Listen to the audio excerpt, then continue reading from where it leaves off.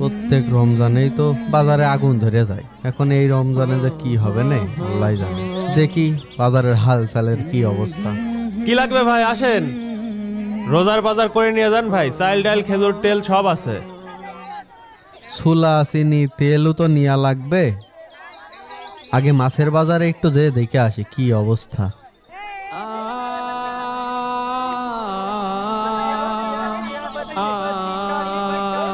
চাচা এই পাঙাশ মাছের দাম কত? পাঙাশ মাছ 160 টাকা কেজি রাখবেন নাও। আর এই ইলিশ মাছের দাম? ওই ইলিশ হবেন আপনার বরিশালের ইলিশ মাছ 600 টাকা কেজি। আর ওই তেলাপিয়ার দাম?